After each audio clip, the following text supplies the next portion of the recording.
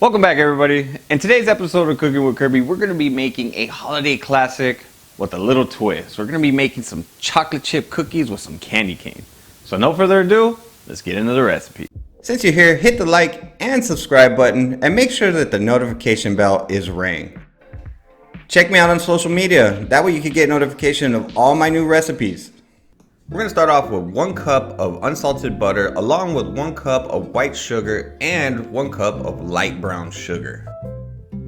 Then we're going to be adding in 1/2 teaspoon of salt, and then we're going to give everything a mix. Once we have our sugar and butter mixed up, we're going to go ahead and add 2 teaspoons of vanilla extract along with 1 egg. Now we're going to add another egg, but we're going to mix that first egg in together. And once it's mixed properly, then we're going to add in our second egg. Once we have the egg incorporated into our mixture, now we're going to take 1 teaspoon of baking powder and we're going to add in 2 teaspoons of hot water and we're going to mix that together. Then we're going to go ahead and add it to our dough. Now we're going to go ahead and add 3 cups of all-purpose flour and we're going to give everything a mix. Now for our final ingredients, we're going to be adding in 2 cups of semi-sweet chocolate chips and 2/3 of a cup of peppermint. Now I basically just took some candy cane and crushed them up.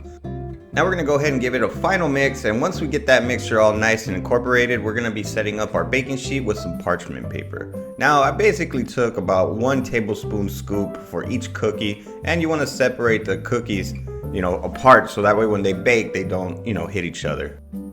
In a preheated oven at 350 degrees, we're going to go ahead and cook our cookies for 10 to 12 minutes or until golden brown.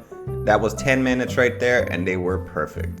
You want to go ahead and let them cool for a little bit, but in the meantime you can start the other batches. This makes about 2.5 to 3 dozen cookies and they were perfect, and I'm going to be making more for Christmas Day.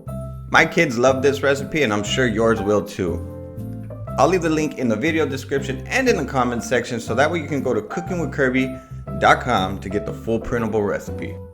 So what do you think about that recipe? It was really good and the kids loved it. My wife even said she's not feeling peppermint, but when she tried these cookies, it changed her mind.